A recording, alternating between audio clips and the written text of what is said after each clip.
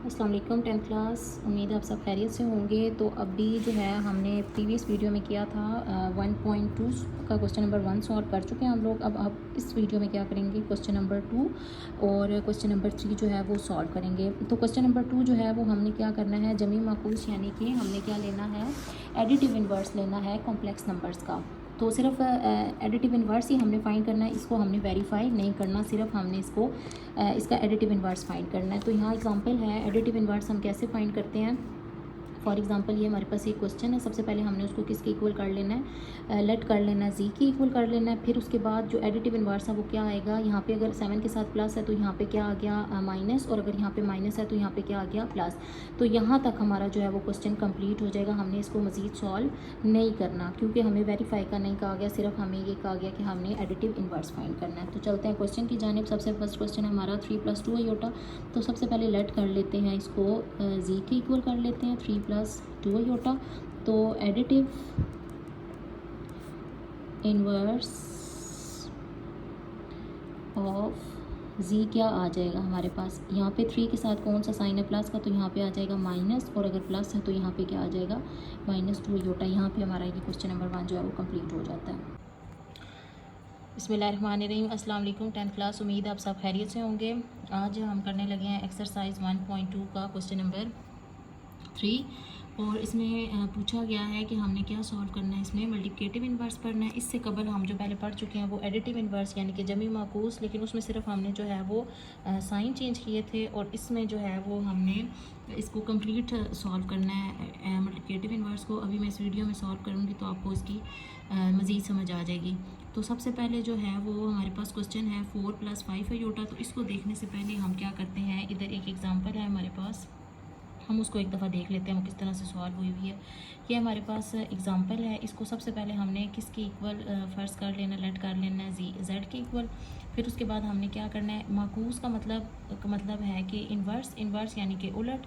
तो इसमें हम क्या करेंगे, इस वैल्यू को पहले उल्टा के लिखेंगे, और फिर जिस तरह 9th क्लास में हमने सॉल्व किया था, ये जो हमारा डिनोमिनेटर है उसमें जो वैल्यू होती है उसका साइन चेंज करके उसके साथ मल्टीप्लाई करते होते हैं, और फिर उसके बाद हम इसको सिंप्लीफाई करके इसका मल्टीप्लिकेटिव इन्वर्स ले लेंगे। तो चलते हैं अपने क्वेश्चन की तरफ। हमारा क्वेश्चन है 4 + 5 आयोटा। तो जैसे मैंने बताया, हम इसको सबसे पहले किसके इक्वल कर लेंगे, जेड के इक्वल कर लेंगे।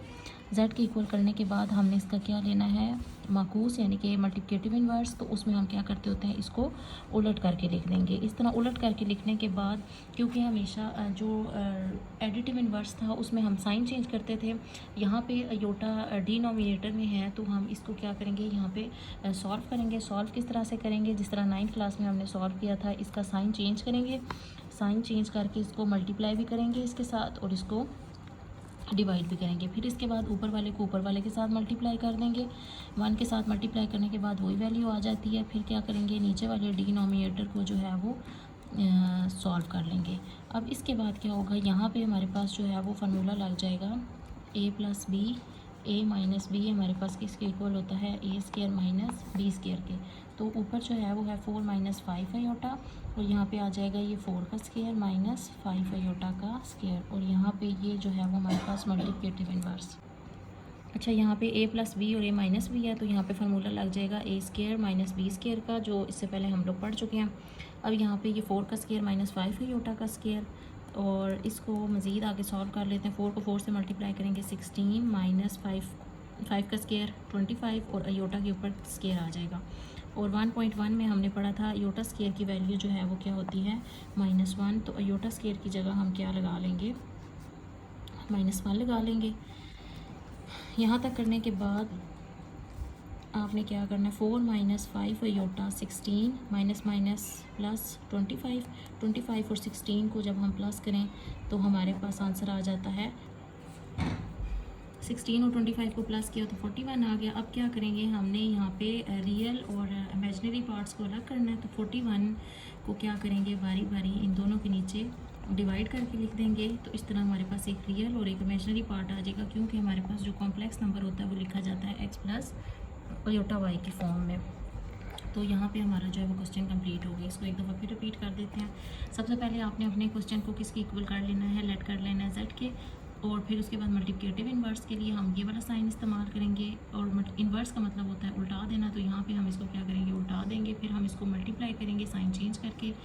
फिर साइन चेंज करने इसको हमने इसलिए किया है कि ये अयोटा जो है ये हमने डिनोमिनेटर में से ख़त्म करना है।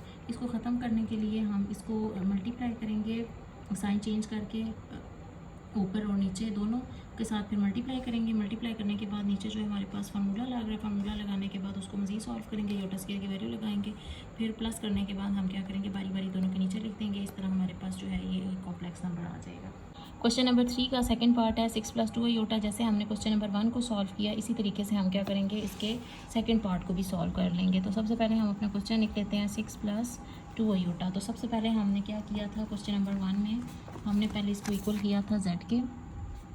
z की इक्वल करने के बाद हमने इसका क्या लिया था, मल्टीप्लिकेटिव इन्वर्स लिखा था 1 डिवाइडेड बाय 6 + 2 अयोटा, यानी कि उल्टा के लिख लिया। फिर हम क्या करेंगे, जैसे हमने वो क्वेश्चन सॉल्व किया था, इसको भी साइन चेंज करके इसको मल्टीप्लाई भी कर देंगे, डिवाइड भी कर देंगे। फिर क्या करेंगे, ऊपर वाले को ऊपर वाले के साथ और नीचे वाले को नीचे वाले के साथ मल्टीप्लाई कर देंगे। अब ऊपर वाला जो है उसको ऐसे ही लिखेंगे, और जो नीचे है वो यहाँ पे हमारे पास फार्मूला यूज़ हो जाएगा a + b, a - b किसके बराबर होता है, a² - b² के।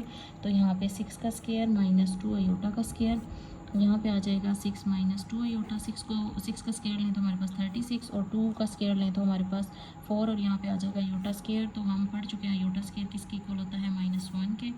यहाँ पे आ जाएगा 6 - 2 अयोटा, 36 - 4 अयोटा स्क्वायर की जगह -1। यहाँ पे आ जाएगा 6 - 2 अयोटा 36 -4। तो ये जो हमारे पास है ये मल्टीप्लिकेटिव इन्वर्स का साइन वो ऐसे ही चलता जाएगा। फिर क्या करेंगे, 6 - 2 अयोटा 36 और 4 को प्लस करेंगे तो आंसर आ जाएगा 40। फिर हम क्या करेंगे, इसको अलग अलग करके लिख लेंगे। अलग अलग लिखने के बाद अगर कटिंग हो रही है तो कटिंग कर देंगे, 2 के टेबल के साथ इसको काट देंगे। तो यहाँ पे आ जाएगा 3/20, और दूसरी साइड पे आ जाएगा 2 और 20, 2 एक, यहाँ पे आ जाएगा अयोटा बाय 20। तो यहाँ पे हमारा ये वाला क्वेश्चन भी कंप्लीट हो गया। यहाँ पे हम 2 के टेबल के साथ इसको काट लेंगे, तो 3 × 6 हो गया, 20 × 40, तो 3/20, और यहाँ पे 2 को 2 × 2 और 2 × 2 4 और 0 20 आ गया।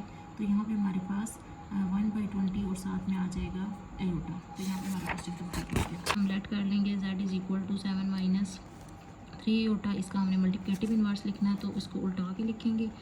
उल्टा के लिखने के बाद फिर जैसे हमने पिछले 2 सवाल इसके 2 पार्ट किए हैं, सेम इसी तरीके से इसको भी ऐसे ही सॉल्व कर लेंगे। फिर हम इनको आपस में कर देंगे मल्टीप्लाई करने के बाद इस तरह से पहले इनको लिखेंगे, लिख के फिर नीचे जो है वो फार्मूला यूज़ हो रहा है जो हम बार बार यूज़ कर रहे हैं, a का स्क्वायर माइनस b का स्क्वायर। तो यहाँ अपने साइड पे लिख लेना है a + b, और a - b हमारे पास किसके बराबर होता है, a² - b² के। तो यहाँ पे जो है वो 7 + 3 अयोटा, 7 का स्क्वायर 49 - 3 का स्क्वायर 9, यहाँ पे आ जाएगा अयोटा स्क्वायर। 7 + 3 अयोटा, यहाँ पे आ जाएगा 49 अयोटा स्क्वायर। हम लोग 1.1 पढ़ चुके हैं, वो -1 की इक्वल होता है, यहाँ पे आ जाएगा -1 अयोटा स्क्वायर की जगह लगा देंगे -1, और 7 + 3 अयोटा 49 माइनस प्लस, और यहाँ पे आ जाएगा 9। 7 + 3 अयोटा 49 और 9 को प्लस करें तो आता है 58। फिर हम क्या करेंगे, इसको इसी तरीके से जो है ये साथ ऐसे लिखते जाएंगे कि ये मल्टीप्लिकेटिव इन्वर्स हम ले रहे हैं।